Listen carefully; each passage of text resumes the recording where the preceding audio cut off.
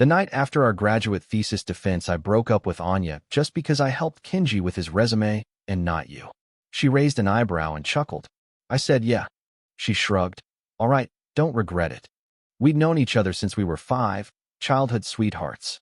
Throughout our youth, she was sure I'd never leave her, but she didn't know the resume was just an excuse. I had already fixed mine and sent it out. I'd landed a job in a city as far away from her as possible. This time, I was really leaving her. Chapter 1. Just because I helped him with his resume and not you. It was at the coffee shop downstairs from the office. Afternoon sunlight slanted across Anya's delicate side profile. Stirring her coffee, she asked with a half-smile, Mr. Lee, are you really that petty? I nodded. Petty enough to break up.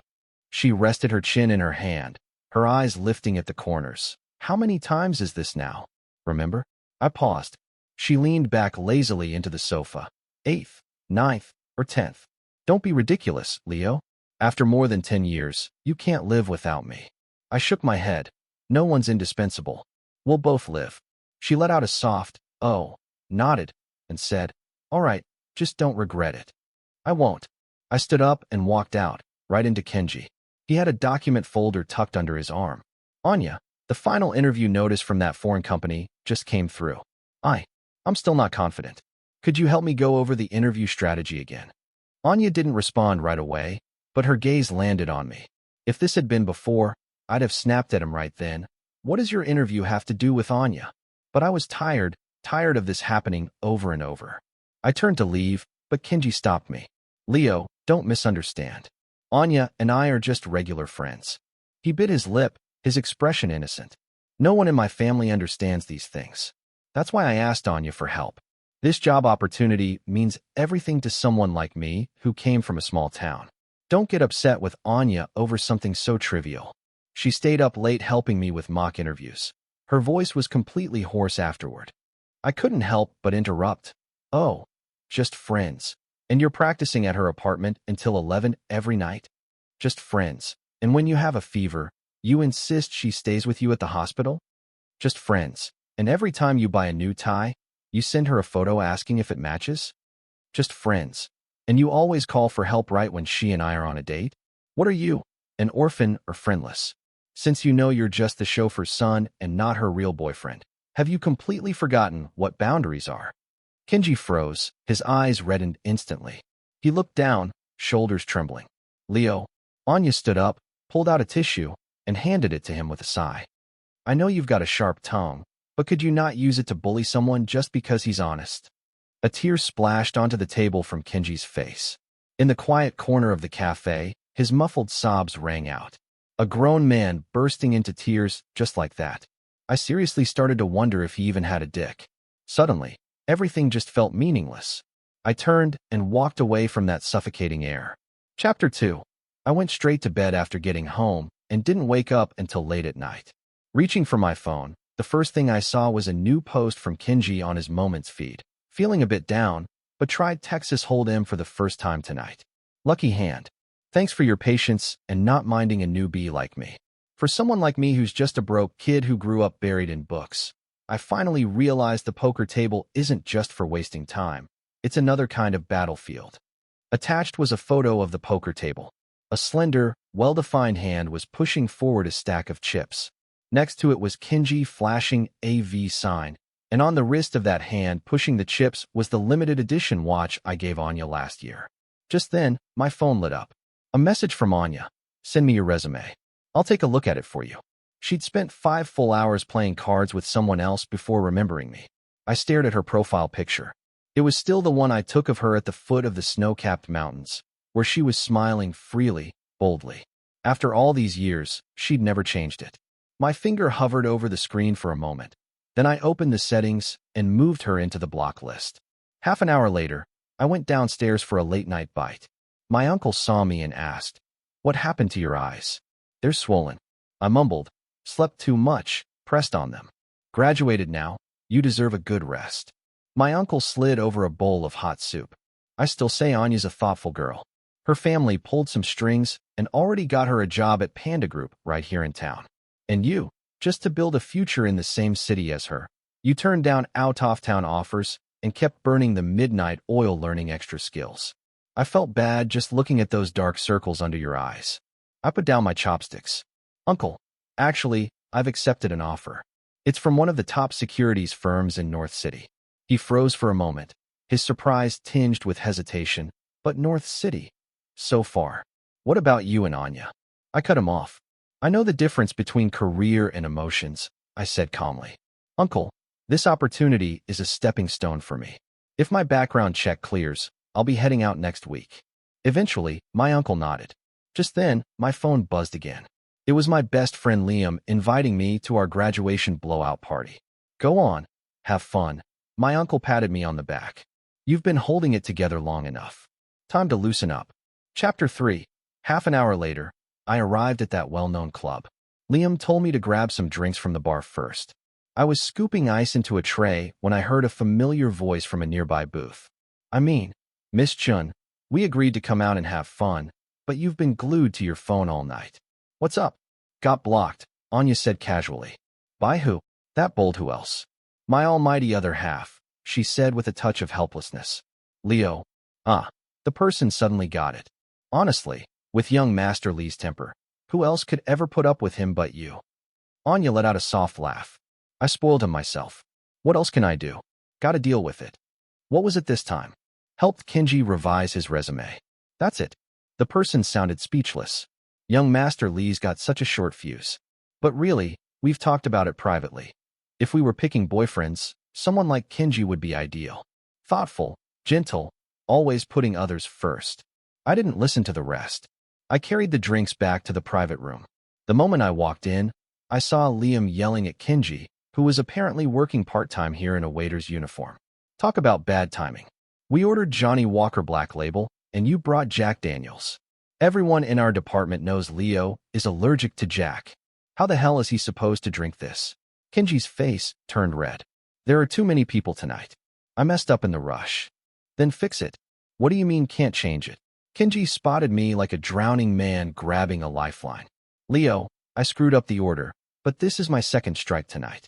One more mistake and I lose my tips. You can afford to let this go, can't you? Just help me out, please. I sat down, expressionless. Are you confused? I am allergic to Jack Daniels.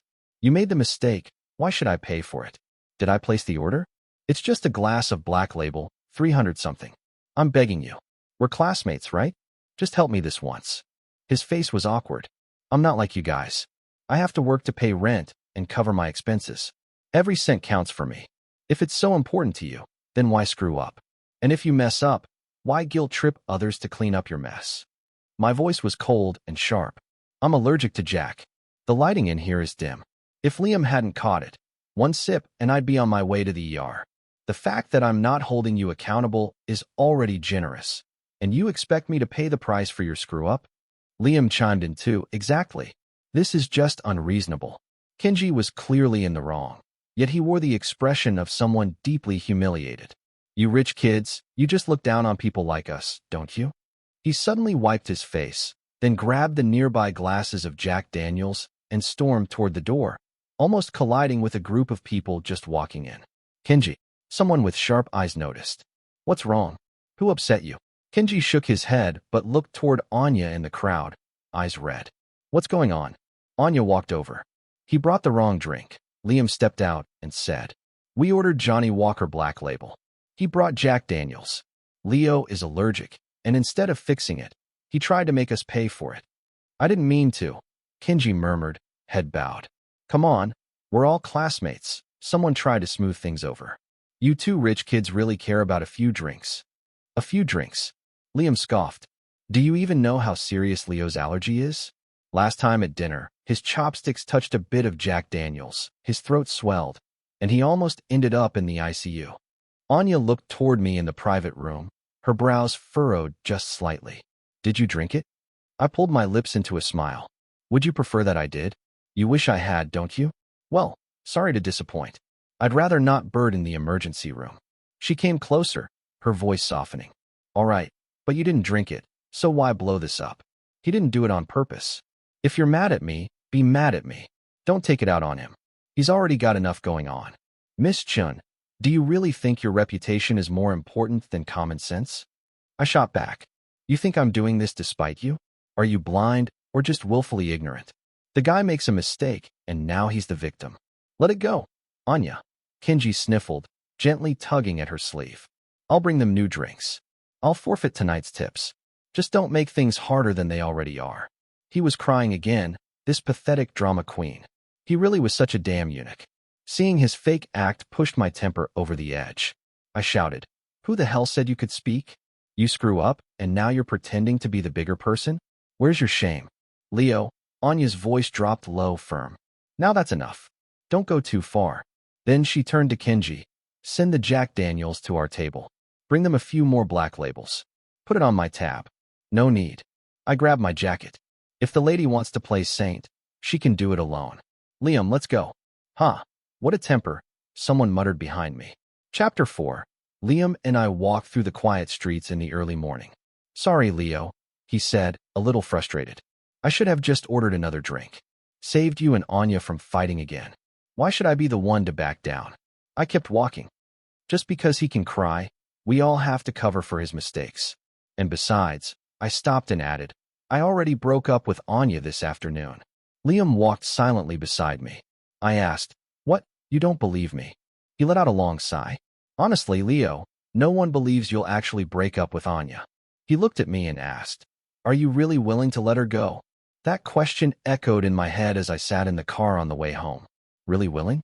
Still a little distance from the villa, I asked the driver to pull over. I wanted to walk.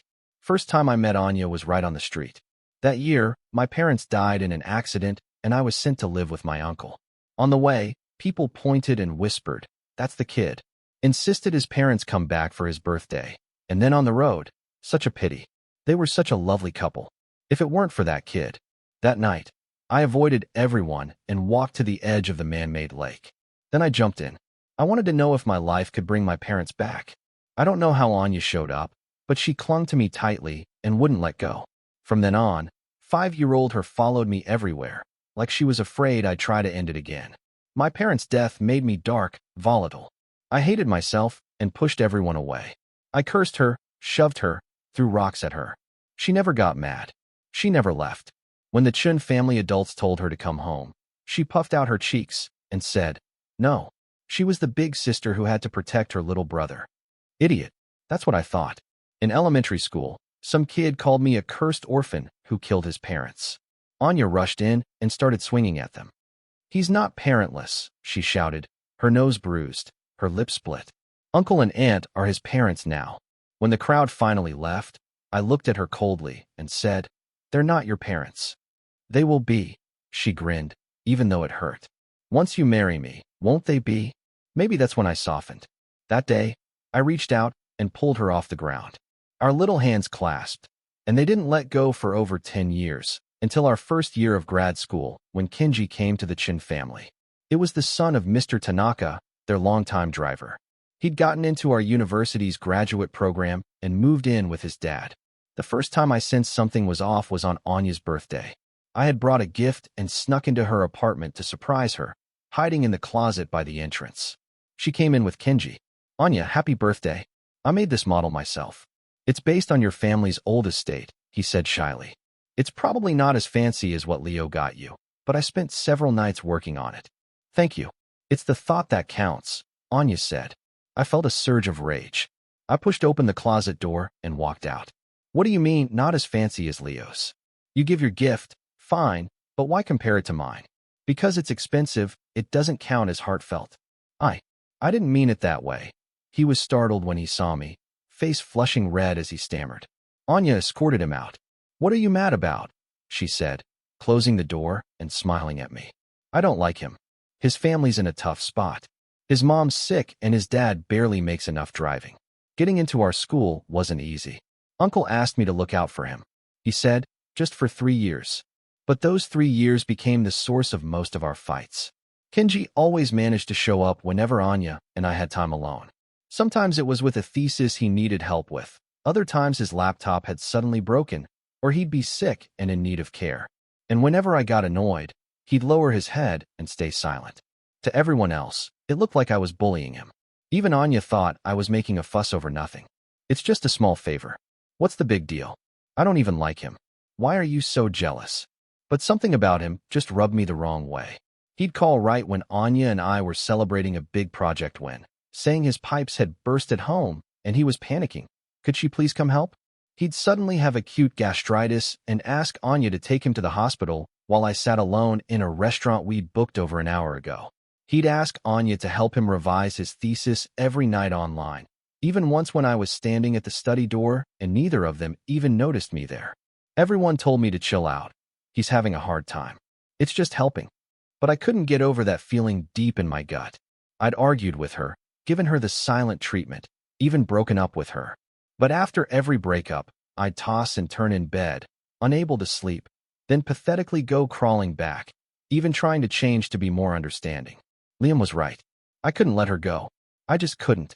A bond built over more than a decade had fused into my bones. Every time I tried to cut it off, it felt like slicing flesh off with a dull knife, excruciating. And I hate pain. That's why I kept choosing to compromise again and again. Until last month. The project I was leading was ambushed by a ruthless competitor at a critical stage. Everything was falling apart. I tried to reach her, called over a dozen times, no answer. I handled it on my own until the middle of the night, and eventually the crisis passed. Later, I found out she had spent that night helping Kenji rehearse for a completely irrelevant job interview. She didn't even know what I'd gone through. And in that moment, I realized maybe breaking up wasn't so hard after all. Chapter 5. 2 weeks later, after finalizing my job offer, came old Master Chin's 70th birthday banquet. The Chun and Lee families had been close for generations.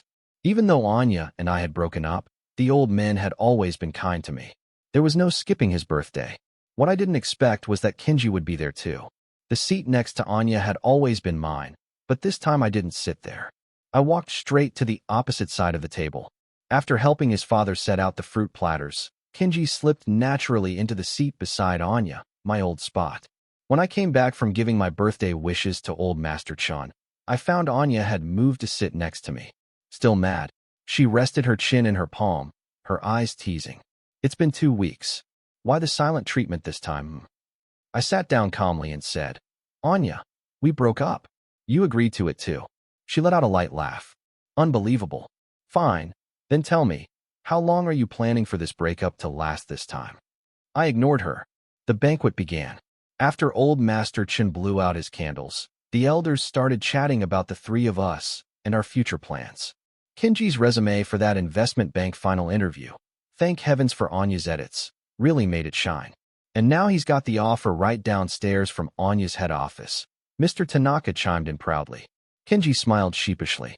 It was all thanks to Anya giving me crash sessions and teaching me how to negotiate salary. Without her, I couldn't have gotten closer to my dream of working in investment banking. Old Madam Chun turned to me. And what about you, Leo? Grandma still doesn't know which firm you decided on. He actually got an offer from Panda Group in South City. Anya cut in before I could speak, pride in her voice as usual. I asked their HR director myself. The starting salary's impressive. He's got a bright future. As she said it, she nudged my shoe gently under the table. I moved my foot away and looked down to pick at my food. The platform for your first job matters a lot. You have to choose wisely. Old Master Chin nodded. Kenji jumped in quickly. Exactly. Me. I come from a humble background, so I've always wanted to get into finance, partly to earn more and help my family, but also because finance is the lifeblood of the economy. And since I've received so much kindness from the Chin family, I hope that in the future if any of you need help with asset allocation, I can give back in that way too. Choosing a job isn't just about money. It's about its value to society and how much it helps others. Don't you agree, Leo? I smiled. Sorry, I'm not quite as noble as you. I just want to start as an analyst, build experience, and eventually take over my family's company. Of course, if any of you are looking for wealth planning services, our firm just launched a new ultra-high net worth family office program. The team is top tier in the industry, offering global asset management and 24/7 concierge response. Really, Leo? Old Madam Chen's eyes lit up. That's actually a very useful service. My uncle added proudly. Leo showed me the proposal last week. It was extremely professional. Our whole family is behind him. The elders leaned in eagerly, asking for more details. Meanwhile, across the table, Kenji's face flushed red, then pale. After the banquet ended, Anya caught up with me under the vine-covered arbor in the garden. All right, you've made your point. Now add me back, she said. I found it ridiculous. Made my point. We're broken up, haven't you heard? The best kind of ex is one who's as quiet as if they were dead. You're always so harsh. She reached out, trying to grab my arm. I'm heading to HQ for training next month. It'll be half a year, maybe longer. If you don't add me back now, it'll be hard to even see me. You really don't want that. I don't, I said. We're already over. What's there to want? I turned to leave. She suddenly pulled my phone out of my pocket. Give it back, I shouted. Don't be childish. She unlocked it smoothly, and as she removed herself from my block list said, There. You're seriously going to keep this silent treatment going until your first day at Panda Group? Don't forget, you'll need someone to help you settle in. Why would I need you? She was going to South City's Panda Group. I was headed to North City's Penguin Securities, not even in the same region. Then who are you expecting to help you? One of those pretty female colleagues at Panda, she scoffed. Forget it. On your first day, I will be the one to help. Don't forget, you have a girlfriend. I was speechless. At that moment, Kenji's voice cut in from the side. On the first day, can I come with you guys? Kenji had this uncanny ability to show up like a ghost whenever Anya and I were alone, always pretending it was just coincidence, like he had some kind of radar installed. Anya froze, surprised, then shook her head. Sorry, Kenji, our luggage will probably take up the whole car. I'll call another one for you. I don't have much, just a carry-on, he said, then turned to me with hopeful eyes. Leo, you're probably bringing more stuff, right? How about you take that car? I can ride with Anya. We'll fit just fine. I almost laughed from how absurd it was. Sure, you two go ahead. You're headed the same way anyway. I turned and walked off. Even one more second there made my skin crawl. Anya ran after me. Don't say stuff just to be spiteful, she grabbed my arm. Your first day at a new job is important. I have to be the one who takes you. I folded my arms and glanced over at Kenji, standing there all pitiful like a kicked puppy. You sure? If you don't take him, he might start crying again. Why would I take him? He's not my boyfriend, she said bluntly. Then I didn't help with your resume, because I thought an offer from Panda was a walk in the park for you. I know how amazing my boyfriend is. That's settled then. I'll arrange the car. She swayed my arm gently, her voice softening. All right, don't be mad anymore, okay? Just then, a few elders strolled into the garden. Oh my, look at these two. What a perfect match, old Madam Lee beamed. Seeing I stayed still, Anya's lips curled into a confident smile. She probably thought I'd cooled off again, that like all the other times, this breakup was just noise without consequence. Be good, she whispered in my ear. When I get back from training, we'll start at Panda Group together. Chapter 6. 2 months passed in the blink of an eye. During those 2 months, Anya kept messaging me on and off. At first, I would reply with things like, We've broken up, stop bothering me. She completely ignored it, acting like I was just throwing a tantrum, and kept texting as usual. When I didn't respond, she'd keep sending messages anyway, relentlessly. Eventually, I'd occasionally reply with a cold just to make her stop. The day I received my official onboarding notice from North City's Penguin Securities, I celebrated with my uncle. Uncle, do you think what I'm doing is wrong? I asked. His eyes widened as he snapped. What's wrong with it? I may be old, but I'm not senile. That Miss Chun and Kenji, there's something going on. I saw it clear as day at the banquet, and I didn't say anything that day about how she was making my nephew look like a fool. Leo, you've got the talent. You should be working at a major platform like Penguin. Penguin's onboarding date was 1 week earlier than Anya's company HQ. My uncle insisted on seeing me off in person, so we flew to North City early and used the time to get familiar with the area. As the plane climbed, I stared out the window at the shrinking city skyline, and for the first time, I truly felt it. I had left. I got a new North City phone number, registered a new social media account, and only added a handful of people like Liam. My uncle stayed with me for the first week after I started the job. Just a few days after he left, while I was walking with a senior colleague on the way to a morning meeting, my phone rang. Leo, something's happened. Word is Anya never showed up to report in at Panda Group. I froze. What? She finished training and went looking for you, but neither you nor your uncle were around. So she figured you two went traveling. And for some reason, she actually went to that investment banking mixer with Kenji. You changed numbers, so you haven't seen Kenji's posts. He's been spamming his Moments feed, 9 picture collages every day. Every single one had Anya in it. Anyone looking at them would think he's her actual boyfriend. Then came onboarding day. You weren't there. She couldn't reach your uncle or you by phone. That's when she started freaking out, messaging everyone she could think of, even going back to our university to ask around. That's when she ran into one of the professors and finally found out you never accepted the Panda Group offer. You went to Penguin in North City. The professor seemed surprised, said he thought she knew, mentioned that you had asked him not to spread the word about getting the Penguin offer. She came to see me yesterday. She looked totally wrecked, no makeup, asking me if I knew why you went to North City. I asked her, don't you know why? Then I showed her Kenji's Moments feed. I told her anyone could see how clingy the two of them were. How could Leo keep putting up with that? She said she had no idea about those posts. Honestly, she didn't look like she was lying. I think she might be coming to find you. Not might. She's already here. As I lowered the phone, I looked up and there she was, standing right in front of me, travel-worn and breathless. Chapter 7. Anya looked completely wrecked, no makeup, dark circles under her eyes, bloodshot and weary. Gone was the bright, polished woman I once knew. Leo, who's this? My colleague asked. I said nothing. She looks like it's urgent. Want me to take the materials up for you? I shook my head. No need. Let's go together. As I walked past Anya, she suddenly grabbed my wrist. Leo, I have a morning meeting. It's important.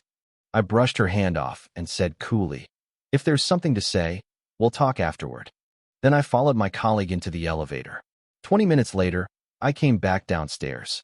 Anya was still standing in the same spot. My colleague glanced at her, then asked in a low voice, do you need help? She looks pretty shaken. It's fine, thanks, sister.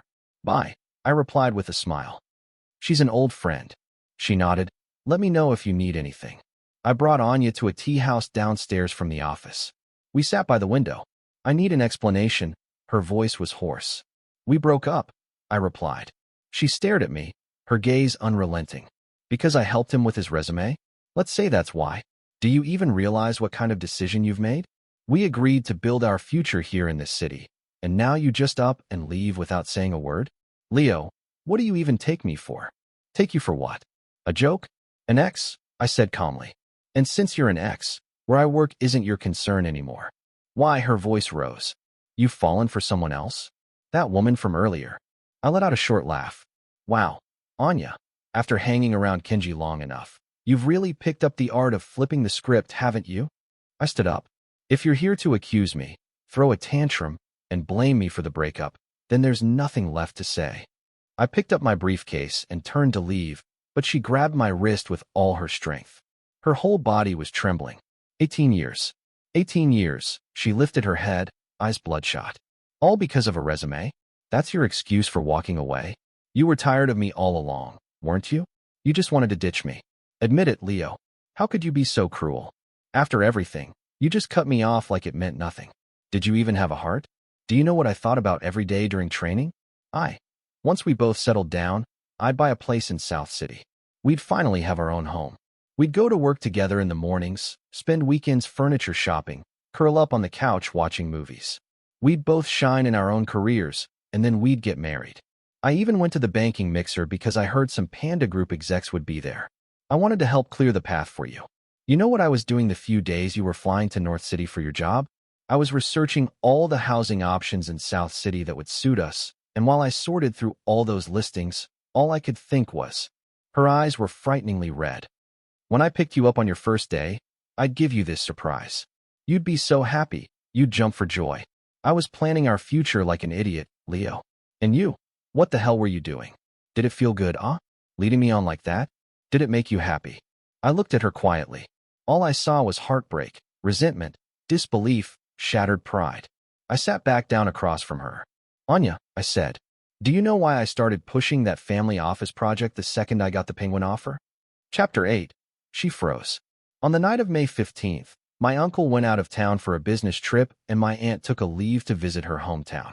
I was home alone and ordered seafood takeout. I didn't check the ingredients carefully. It had crab roe in it, which I'm allergic to, I said calmly. I'm not sure if it had anything else, but the allergic reaction was more severe than ever before. I couldn't breathe, everything went dark, and rashes broke out all over my body. I called you multiple times, but no one answered. Eventually, I called 911. In those long 10-plus minutes waiting for the ambulance, I kept calling you.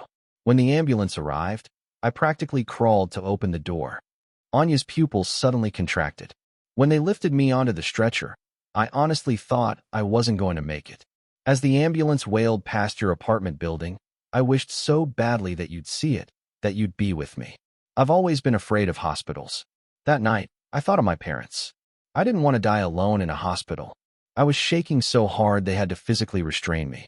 It wasn't until after 2 a.m. that my symptoms barely came under control. I refused to stay for observation and took a cab home by myself. That's when your call finally came. Do you remember what I asked? I asked why you hadn't answered all night. And do you remember what you said? Anya's face turned ghostly pale. You said you were helping Kenji with mock interviews and had silenced your phone to focus. Her voice trembled. Leo, I didn't know. I really didn't know. If I had, you didn't know because when I got your call, I was standing right outside your building. I shook my head, forcing a faint smile. Funny, isn't it? I wasn't that upset when I couldn't reach you or had to go to the hospital alone. But once I heard your reason, it hurt more than the suffocating allergy attack. I looked up at the light coming from Kenji's rooms go off one by one. In that moment, I finally let go. I don't know when it started, but the person who used to rush to me without hesitation now has someone else in their eyes. Someone to confide in about my temper, someone worth forgiving me over. And maybe that's your choice.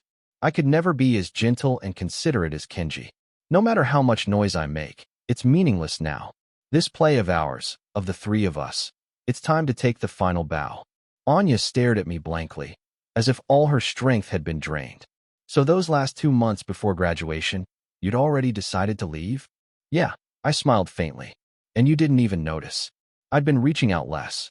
You were too busy helping Kenji with his interviews, even though you knew I never liked him. No, I never liked him, Leo. I was wrong. I really didn't know what happened that night. If I had known, I would have rather died than leave you alone. Her voice choked with sobs. It's all in the past. I shook my head. You just wanted a reason today, so I gave you one. That's all. I don't like him. I really don't. I never thought he'd come between us. I helped with his resume and prepped his interviews just because his family's struggling. I was only lending a hand. If I actually liked him, if I ever wanted something with him, would I have put so much effort into planning our future together? Please believe me, Leo. She reached out, trying desperately to grab my hand. Just lending a hand. I dodged her grasp, my tone detached. Anya, you just took advantage of the fact that I wouldn't leave, so you guiltlessly soaked up someone else's admiration and dependence. Don't tell me you didn't know he's always had feelings for you. I took a sip of tea and continued. But it doesn't matter anymore. You're just not used to it, that's all. I used to think I couldn't live without you either, but like I said the day we broke up, time and distance blur everything. No one is truly indispensable. I don't want this. She slammed her clenched fist onto the table, her knuckles turning white. I'm not breaking up. I won't. A single tear fell and splashed on the polished surface of the table, then another and another. Leo, it's been 18 years. You can't just say you don't want me anymore. I'll cut him off. I'll change. I'll change everything. Let's not break up. Please, let's not break up. Looking into her bloodshot eyes, a dull ache rose in my chest. I knew that pain well, the pain of tearing away. She said she'd planned a future, but so had I. She never knew inside the cap of that custom fountain pen I gave her on her 25th birthday, I had engraved a tiny line of text. It was a promise for a lifetime together, one I had meant to show her when everything had settled. But now it no longer mattered. Anya, go home, I said, shaking my head. There's no going back for us anymore. Chapter 9. Anya didn't go home. She came to the entrance of Penguin Group every single day. When I went to work, she'd sit in the lobby's cafe area. She'd buy my favorite iced Americano, send up late-night snacks when I was working overtime, and even, God knows how, managed to get a copy of our office building's access card, trying to sneak into the elevator. When it rained, she'd wait at the door with an extra umbrella. When the weather turned cold, she'd show up with a thick coat. She did all of this like it was the most natural thing in the world, as if we were still a loving, inseparable couple. But I never accepted anything, and I never responded. It became a one-person performance, hers alone. My colleagues would ask me privately, "That pretty, persistent girl downstairs, is she your girlfriend?" I'd say, "Ex-girlfriend." "Whoa," they'd gasp. "An ex that beautiful and devoted. And you still have the heart to say no? Why not just get back together?" She kept it up for an entire month. Then, at an industry networking event, I met a woman. She was a partner at a well-known law firm, sharp, elegant, and articulate. Her insights into the financial market left a strong impression on me. After the event, she took the initiative to exchange business cards and invited me to coffee that weekend to discuss possible collaboration. That scene happened to be witnessed by Anya, who was waiting in the lobby. She instinctively stepped forward, like she had countless times in the past, ready to assert her presence, as if claiming her territory. But after taking 2 steps, she abruptly stopped, because she heard me on the phone saying, "All right, see you this weekend." "Leo." She rushed over and grabbed my arm, eyes red and wild. "Don't say yes to her, Leo. Please don't agree to meet her." I thought of the phone call I got last night from Aunt Chen. "Leo, we elders won't meddle in your young folks' business. We're happy you're doing well in North City, but if Anya keeps this up, she's going to lose her position at Panda Group. You know how much she sacrificed to get into that company. I'm begging you. Talk to her, convince her to come back, please." "Anya," I said, "it's time for you to go home." Chapter 10. At first, Anya refused to leave, but 3 days later, she finally returned to South City because Grandma Chun was hospitalized after falling ill from stress. 2 days later, I got a call from my uncle. "Leo, you need to come back." "What happened?" "Sigh, it's that Miss Chun again. She's refusing to report for work at Panda Group, and now she's throwing a tantrum, saying she wants to resign and move to North City. Your Grandpa Chun and Grandma Chun are absolutely furious. Oh, and now she's threatening to go on a hunger strike. You know her stomach's always been weak." She collapsed again. I had to use our family's medical concierge card to get a specialist to come to the house. He sighed. "I know you've made up your mind to break up, but Grandpa and Grandma Chun have treated you like their own grandson since you were little. Just come back and talk some sense into her. Get that girl to stop making trouble and go back to work." I booked the earliest flight back to South City. The moment Grandma Chun saw me, she began to wipe her tears. "You two were doing so well, what happened? If Anya bullied you, just tell Grandma. I'll set her straight for you, all right?" I shook my head. "Grandma, please take care of your health. I'll go up and check on her." Upstairs, just outside Anya's bedroom, I ran into Kenji. He was holding a bowl of warm porridge meant to soothe the stomach and was gently trying to persuade her. "Get lost. Who told you to come?" Anya's hoarse voice roared from inside the room. "Mr. Tanaka's back pain flared up today, so I came in his place," Kenji said, voice as timidly stubborn as ever. "If not for yourself, can't you at least think of those who truly care about you?" Something slammed hard against the door. I said, "Get lost. Don't you understand human language?" "I'm not leaving." Kenji's voice rose, laced with tears. "I'm not as heartless as he is. I can't stand watching you destroy yourself like this. If you won't eat or go to work, then I won't eat or go to school either. Go ahead and die, see if I care. Get out." The next second, the door flew open. Anya's lifeless eyes instantly lit up the moment they saw me. "Leo." She shoved Kenji aside. "You're back. When did you get here?" "Just got off the plane," I replied calmly. "If this isn't a good time, I can come back later." "Don't be silly." Her eyes immediately turned red. "I knew you wouldn't abandon me." I was silent for a few seconds. "Anya, this is childish. Come in." She gripped my hand tightly, pulling me into the room, completely ignoring Kenji beside her. "I've already contacted some headhunters in South City. A few companies look promising. Take a look." But suddenly, Kenji extended an arm, blocking the doorway. "Move." Anya's voice turned ice cold. "Why are you being so stupid? What is it you like about him, anyway?" Kenji looked at Anya, his eyes filled with unshed tears. "He's selfish, cold, bad-tempered, and all he does is take from you. His parents died because of him. Anya, are you really going to ruin yourself over him?" "Shut up." Anya was trembling with rage. "Say one more word about Leo, and I swear I'll rip your mouth apart. This is between us. Stay out of it." "I won't stay out of it." Seeing you like this hurts more than dying. Then he turned to me, his eyes filled with resentment. Leo, have you ever really cared about her? What have you ever done except take and take? Her stomach's weak. Did you ever make her porridge once? She was so exhausted from rotating shifts that she nearly passed out from low blood sugar, but she still thought to buy you a late-night snack. Did you ever feel sorry for her? She gave everything to you. What did you give her in return? I suddenly smiled. Leo, don't listen to this lunatic. Anya clutched my hand tighter in panic. I pulled my hand free, looked at Kenji with a cold smirk, and said, You think you're the one who really loves her, don't you? You think she's just some poor girl blinded by a toxic relationship, and you're the noble savior here to rescue her? What a joke. She pities you, you pity her. The two of you really are a perfect match. I stepped forward. You ask what I've done for her? You warm up one bowl of porridge and think that makes you some kind of tragic romantic hero? Did it never occur to you that this porridge recipe doesn't even exist on the market? Kenji froze. That's because the bowl you're holding, I made it. Every summer at our old countryside house, I personally cooked it for her. Her stomach's delicate. To help her heal, I pored over medical texts, experimented with dozens of formulas, stayed up countless nights until I finally settled on this one.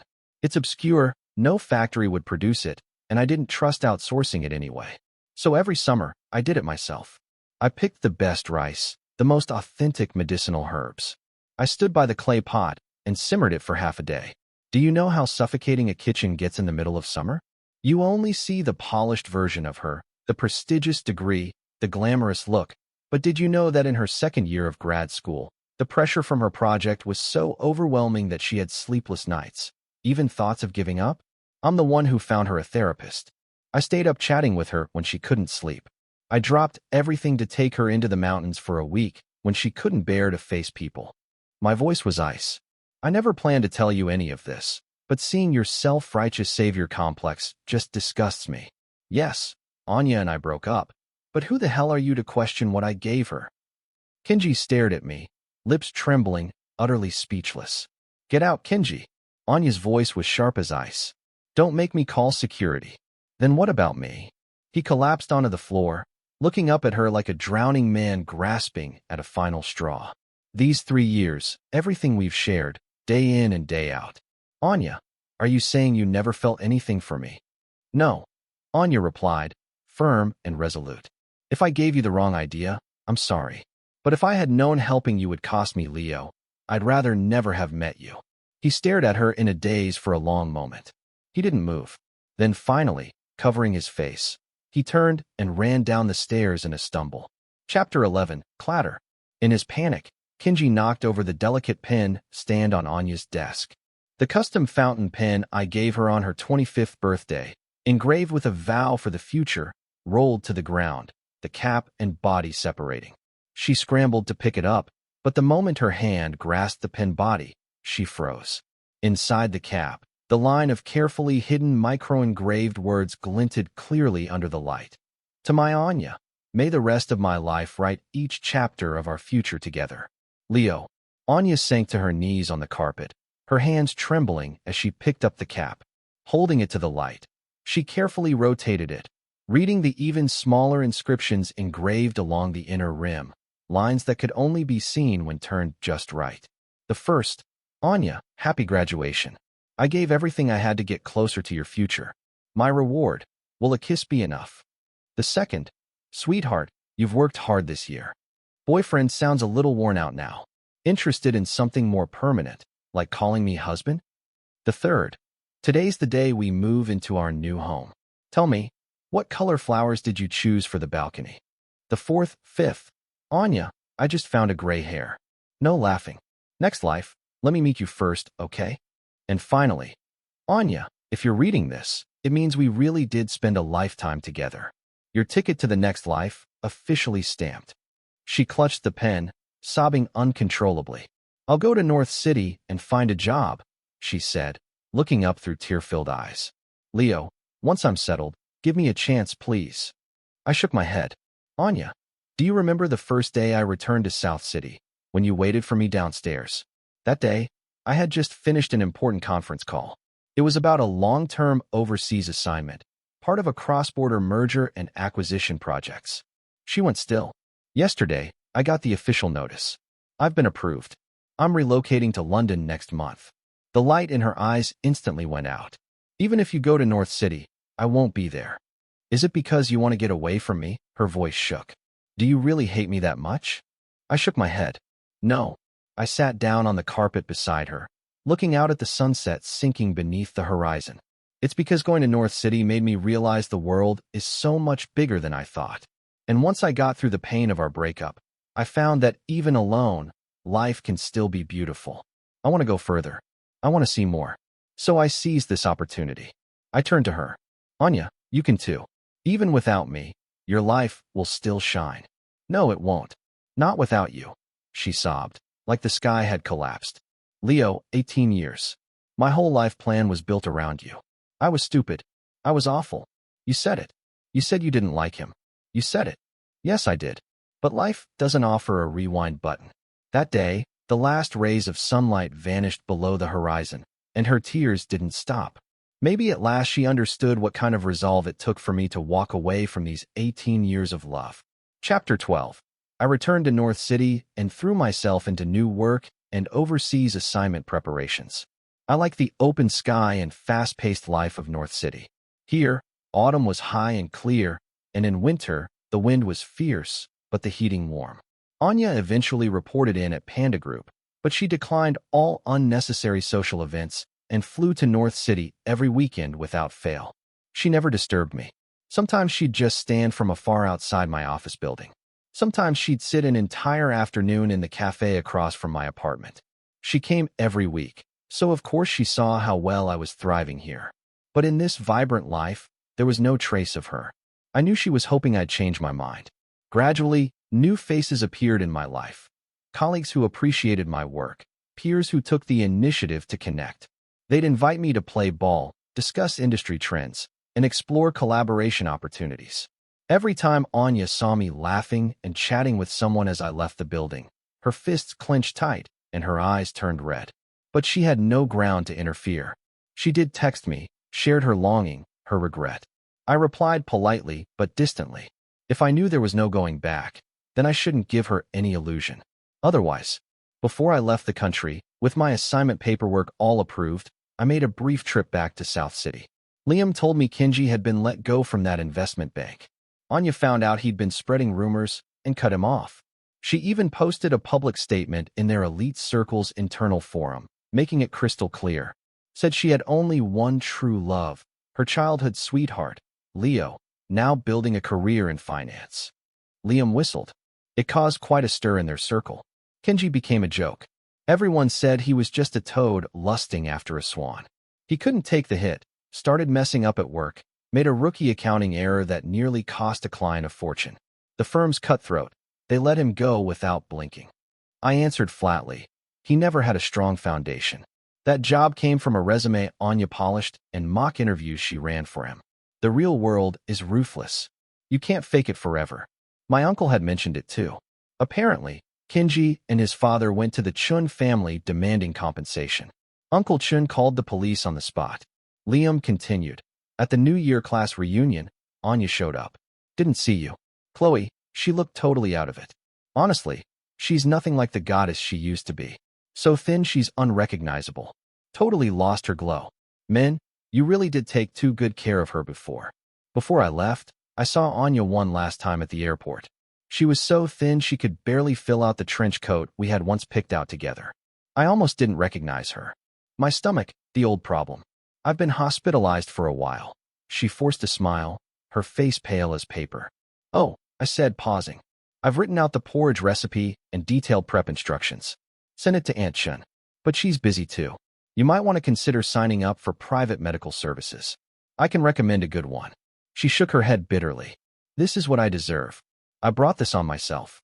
Still, I stuffed a brochure into her hand. A final act of kindness, perhaps. You're leaving? Her voice was soft, cautious. Yeah, I nodded. Flight's this afternoon. My uncle's seeing me off. Can I visit you in London someday? Her eyes held one last flicker of hope. I smiled gently and slowly shook my head. It's too far. Don't trouble yourself. A year of clinging had to end somewhere. She needed to let go too. But still, she stubbornly shook her head. Goodbye. I waved at her and turned toward the security checkpoint. Outside the massive terminal windows, the morning light pierced through the clouds, painting the sky in clear gold and crimson, like molten glass, full of endless possibility. Suddenly, I remembered many, many years ago, on a morning just like this, I once held Anya's hand, pointed to the sky and said, "One day, we'll go see the bigger world together." Today's sunrise seemed more magnificent than any in my memory, and I would be setting off alone toward the vast world that now belonged to me. Who says that's not something to look forward to?